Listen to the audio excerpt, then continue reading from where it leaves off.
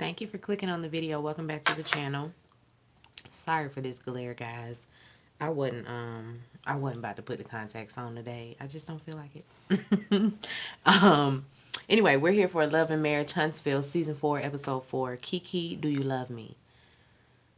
Whose idea was it for that title for the episode? That is just late.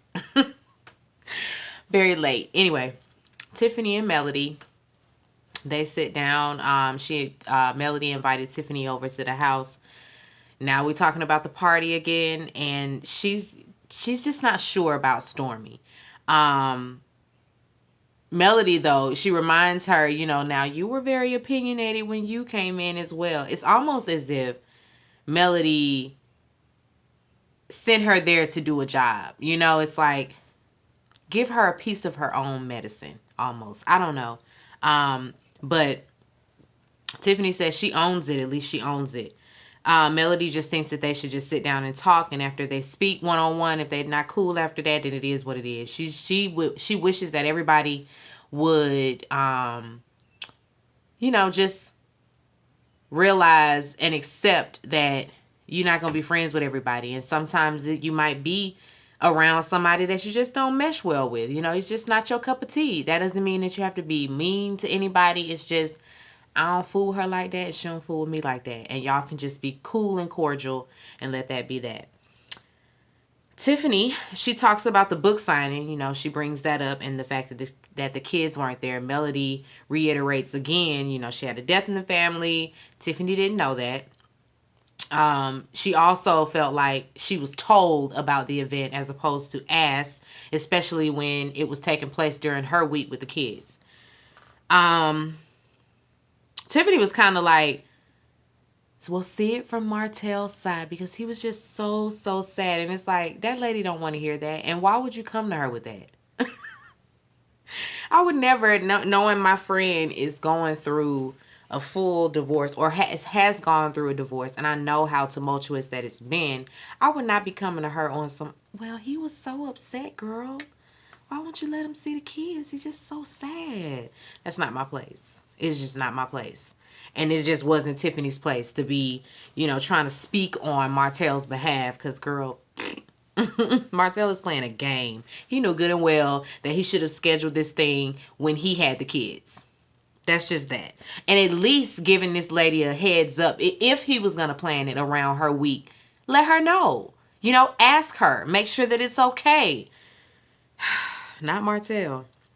Melody says she's setting boundaries, and that's just that. Because Melody had got a little...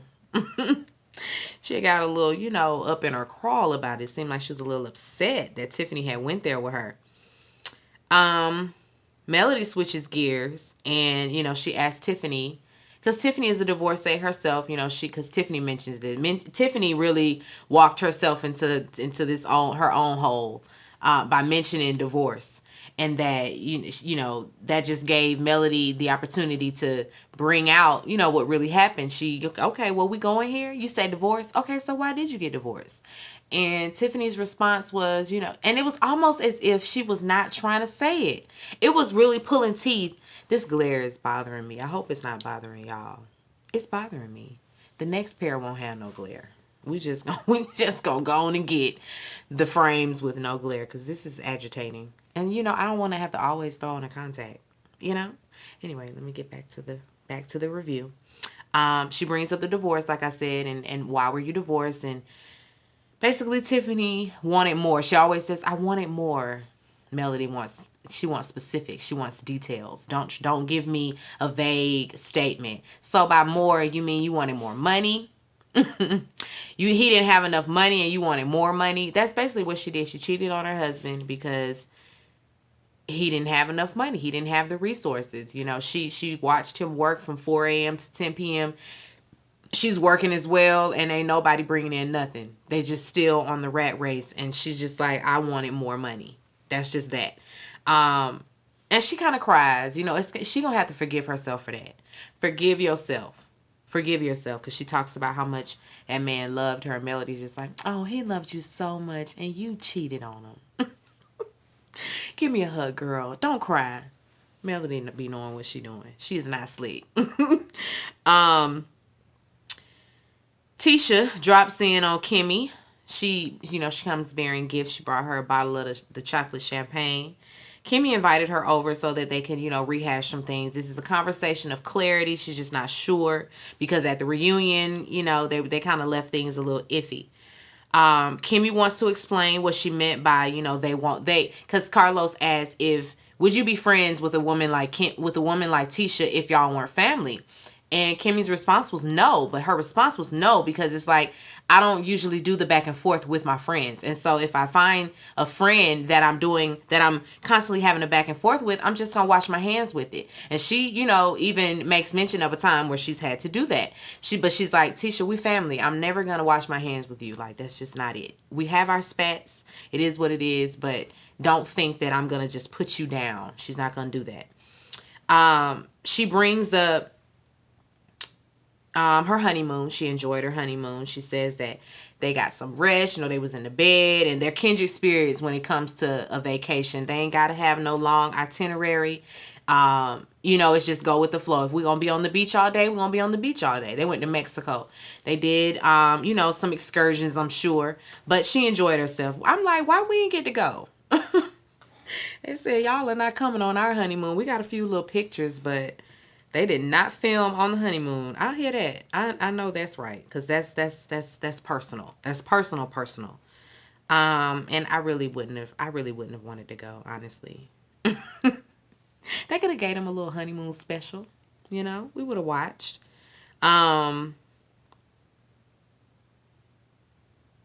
Okay, then Kimmy talks to her about what was said, at that party. She's like, well, you weren't there and Destiny wasn't there, but you know who was there? KeKe. And she was there having all kind of stuff to say. So she just basically, flat out told her, and that's what Tisha wants. Anybody talking about me, she be wanting Kimmy to come run and tell that. And so Kimmy is just only doing what Tisha's asked in the past. Kimmy thinks that they should have a conversation, she and KeKe, because they're going to have to talk about this. She ran there running her mouth. All right, Maurice drops in on Black. Marceau is there working, fixing a drink. He's expecting company. Maurice comes in there. He volunteering all these personal details about his trip. And Marceau like, I don't want to know all that. Because his version of the trip is they just hunched the whole trip. Talking about she's a different person when she's traveling. And all this alluding to they just had all this nasty sex. And Marceau looking at him like, I don't care. Like, that's my sister-in-law. And I agree. You don't talk to your brother about his wife and what y'all got going on in the bedroom like that. That's too far. That's too far. Talking to your homeboys about some skin you done knocked down that you don't have a future with or nothing like that. You don't have any kids with. It ain't on that level. That's one thing. But you finna run and come tell me about your wife? You think I want to look at her and that? Like, now I got visuals. Like, what are we doing? Never do that. That's like bro code. I don't understand why he was sitting up there really trying to volunteer all those unnecessary details about his trip. Anyway, Louis shows up and everybody is there for this conversation that he and Marceau need to have. Marceau says, first, let's take a shot. So they take their shots. And I feel like he was only doing that like to bring, like kind of like a play on last year when Louis was back there in that backyard talking about good thing I ain't had no shot before the conversation, and now, let's have the shot before the conversation. Marceau be on bullshit. He really does. He thinks he's so clever and funny. Anyway, we get right to it. What's the issue? Louis feels like that he came kind of hard at the reunion. Production plays the footage of Marceau going in on the Whitlows.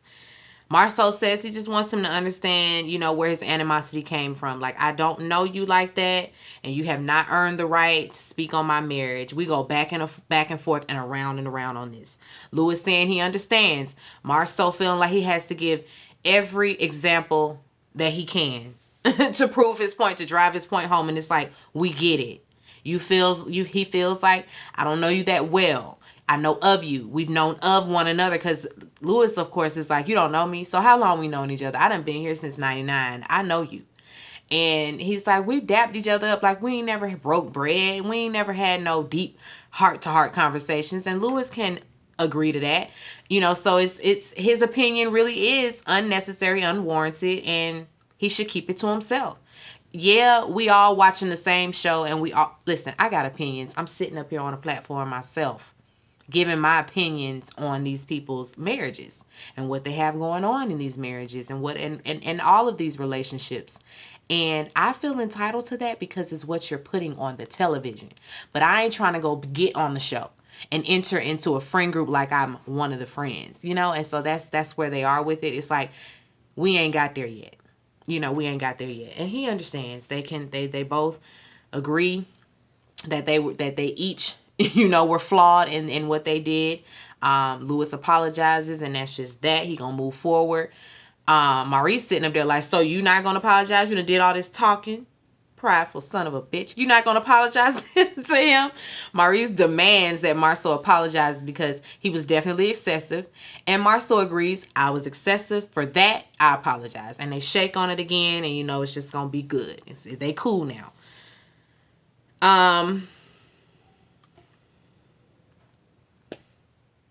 Maurice tells him, though, for future reference, pull the individual aside. I have opinions. Would you like to hear my opinions? Are we okay for me to give you my opinions? That's his thing. Just make sure it's cool next time. And Lewis can agree to that. Martell goes to see Melnika, and I'm thinking, is Melnika married? Because Melnika might be the next boo thing. I think I saw a ring on her finger. I don't know. She might be married. Anyway, he goes see Melnika. They have to run down all of his bookings and all of that. He's got the wine coming up. He got a cookbook, got the kids book, all of that. And the cookbook, the cover at first had him shirtless with the apron on, and he's like, I'm not trying to sell sex. She got this man trying to sell sex. That's her, and that's all her, because he don't really want to do all of that. He's just like, I do not, if I was a man and a woman bought this cookbook, I don't want this up in my kitchen as a man or a woman's girlfriend or husband. Like, I wouldn't want that. And so let's make it family oriented. And so they've changed it completely, and it's pictures of different food items because it's gonna be a vegan cookbook, clean eating, all of that. He's on the fitness tip, and so that's his brand. He's having I want to say, is it another book signing? No, it's not a book signing. It's an event for the wine. I want to say it's a wine tasting or something like that. She wants to have it in Atlanta, and she's saying we need to talk about this guest list and who's gonna be on the guest list. The minute he mentions Marceau and Mari, she's like, Now, they coming, but this mess on social media that cannot that cannot roll over into the party or into the event, because we're not gonna mess up the brand talking about that. And Martell says, I mean, that was just a joke. Joke or not, y'all keep that in the group text, because we not messing up the brand. Not the brand she's built. She's worked hard, doubling down on the PR for Martell. So she ain't trying to do that. She ain't trying to continuously clean up his messes. They're gonna have to keep it cute at the thing. She says, are there any must-haves? And he says, absolutely, beautiful women. Make sure the beautiful women are there. This is what the wine is for. The sweet red wine is for the sexy, beautiful woman. And she said, can the linebackers come too? And they both get a good key out of that. And it's like, now you didn't want to mess up the brand at the thing, but you cool with dragging linebacker right here, right now, while you film. Choose one, Melnika. You gonna be with the mess or you not? Trying to throw in a little jab. Can the linebackers come? Girl, that was messy, and it was not necessary. Anyway, and he makes sure that he tells her for future reference, if it involves the kids, we gonna make sure that these events are happening during my week when I have them. And so she can agree to that. Regardless, you think people gonna do the right thing, you think people will, do what you want them to do, but that's not always the case. So on her end, she'll make sure the I's are dotted and the T's are crossed. Um, Martell in his confessional gonna talk. He's still on how disappointed and sad he is that the kids weren't there. He's just so hurt and distraught over it, and it's like, you can go on and just cry me a river. You can go on and just cry me a river. Don't nobody even, because I don't even care. Oh, cry me a river, Martell. All right. Stormy. She invites Tiffany to the bar to have some drinks. They gonna have a conversation of clarity. She said, I feel like we got on the wrong foot. And Tiffany's just like, so, like, did I say something to offend you? Stormy says, that's why we here. I wanted to sit down and get to know you outside of your ignorant comment. Tiffany just took a sip of her drink like, okay, so this is what we doing. She keeps it cool, but me, personally, your energy is off already. Since you're so big on energy. Yours is off. Low vibrating right now. Because what was all that? What was all that, Stormy? That was a lot. It was a lot. It was a lot of on there. I don't even know why. Anyway, Tiffany says, you know what? You was a little feisty. I ain't gonna let you put that word on me. I was passionate. No, you were feisty. See, I don't like when women and black women, when we do this. Don't put that kind of word on me. It's not the same as aggressive. Like, we don't like aggressive. And so when I use a synonym for aggressive, we don't like that either. No, you weren't passionate. You were feisty. You were passive aggressive. You were condescending. You were all of those things. You were nasty. Nice nasty to her. And it was for no reason. So with this, I'm on Tiffany's side. Talking about I was, don't put words in my mouth. I said what you was. I felt you were feisty. Don't do that to me. Don't be that person telling me what needs to come out of my mouth to please you, to make you comfortable. Because then it's not how I feel, it's how you feel. Anyway. Stormy asks about she does apologize. She apologizes or whatever, and they agree to start over. Stormy asks, so how did this transparency stuff start happening? And Tiffany says, let's not use that word no more. Let's just say, what'd she say?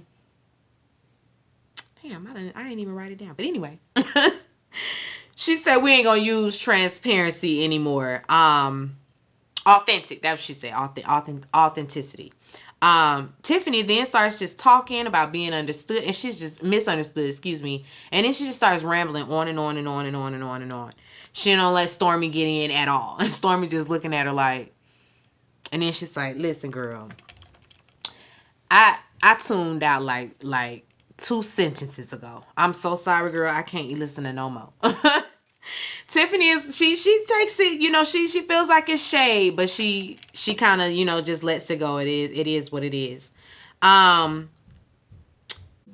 Stormy had a complicated pregnancy. She said she had a lot of bleeding out during childbirth, so she ain't having no more kids. She had to immediately do IVF and go through that because you know how it is. You don't know about none of this stuff until you have a baby, and then here come all of this stuff, and it's like, what? I didn't know all these checkups. Y'all didn't know that you had an inverted uterus or something like that, or y'all didn't know my fallopian tubes was like that. Like, they didn't know none of it. They don't be knowing none of it until you get pregnant, and then here come all of this. It's so, pregnancy is so stressful. So I definitely understand not wanting to do it again, especially if you almost lost your life bringing one child into the world. Don't get me started. Don't be asking me am I having no more. Don't ask me. Don't ask me. Listen, nope. Anyway, Tiffany says that she and Lewis might want to start they might want to have a baby again. Ain't no way in hell. Tiffany is 34. I said 34. Y'all, do we look the same age? Do me and Tiffany look like we was running the streets together. Do we look like we would have been in the same school, walking the hallways, all of that? That lady looks at least, or at least, let me not say she looks. No, she looks. She looks like a woman in her 40s. And it might be the way she dresses. I don't know. But Tiffany ain't no damn 34. I said no fucking way. 34? Where about? 44? I see it. 34? I don't see it. But anyway, she asked about the family dynamic, and she says that she's searching for her biological father. Stormy says she sympathizes with her because she has a father, and she couldn't imagine not growing up with her father. She's close with him, so she can sympathize with her for that. She couldn't imagine that. She's glad they got a chance to talk. Maybe, in the future, now that they can start building a rapport. And I said a rapport. She say this girl is a co-worker. I ain't interested in nothing past that. And Tiffany's like, oh yeah, we're good. So we good? And Stormy says, we're getting to know each other. Is that a good thing? Like, it is what it is. Once again, Stormy, you're mean and nasty. And for what? For what? You couldn't have said to that lady, oh yeah, we good. What's the extra emphasis on, I'm getting to know you, I don't know you like that, no, we're not cool? What? That lady was just making us a general, asking a general question, are we cool? Like, we good. We good. We're not going to have no more static. That's what that is. It's not, are we besties? That's not what she said. Don't do that, Stormy. You coming in hot. And we just don't know why. We just don't know why. At least I just don't. What is the reason? Like, y'all done sat up and had that nice heartfelt conversation. That lady done poured all her business out to you. And she says, so we good? We're getting to know one another. Girl, fuck you. That would have been my response. We ain't got to be good. We ain't got to do this ever again. And the ball wouldn't be on my court for a second meeting. Cause girl, I just don't know. Cause now she got to walk away from that situation unsure about where she stands with you. Anyway, Tisha, she shows up to Black. She's there. She's gonna meet. And she show up all on Jalen's ass about a suit. Jalen say, I've been here all day. I ain't had time to go home and change. Oh, you been here all day? Yes. Stop trying to come in here for the cameras, act like you laying down the law. Leave Jalen alone. Anyway, she's there to meet KeKe. She confronts her with what Kimmy told her. KeKe says she wasn't talking about her in no degrading way, but you was talking about me. And you was talking about me and telling my business to people I don't know. This is the story. Tisha has repeated some things that the lady was dealing with in front of Martell and Melody. And it got back to KeKe. Excuse me. Tisha don't deny it, but Tisha said she feels justified because whatever happened, they were inviting KeKe over to their house, Martell and Melody, and she felt like since Melody was the host, she deserved to know what was going on. I'm like, what the hell was going on? Because, I mean, is she a drug addict? Like, what is happening? Did y'all need to hide the silverware? I just need to know what was so dire that you had to go tell that lady business. Because if that's my cousin and she is dealing with something so, detrimental, I'm not going to go tell people in my friend group. Like, what? So, Tisha, you was wrong for that. But what's more important is the fact that they had squashed it. They had squashed it. Cousin had forgave her and everything. And you want to deflect and throw it back in my lap when I come to you and say, why you running your mouth about me at Melody's sleepover? Cousin was trying to push out tears and everything. It was just all bad. Finally, Tisha's just like, girl, we just need to cut ties, okay? And then KeKe is like, you are you really trying to make it seem like what you did didn't hurt me, like it wasn't hurtful? And Tisha's like, girl, are we gonna keep talking about this? This was 5 years ago.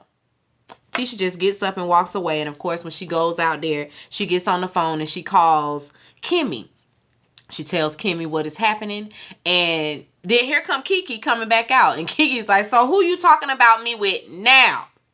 And that's where we end. It's to be continued. I was just like, oh, these two. Tisha, girl, you ain't got to run and vent all the time. And whatever it was you told Melody and Martell, you shouldn't have done that. I don't care about nobody hosting no party. You don't need to give nobody no backstory to nobody that's invited to the party. Like, that's messy. That's messy. It was messy of you, Tisha, but it's also messy and, petty for KeKe to be bringing it back up right now when they've hashed it out and already squashed it and it was done. Don't use that as a deflection because I'm calling you out for talking about me to a woman who calls me her enemy. Anyway, y'all, let me get off of here. I got two other videos to do. Be sure to rate, comment, and subscribe to the channel. It's Call Me Busby. I'll chat with you later. Peace and light.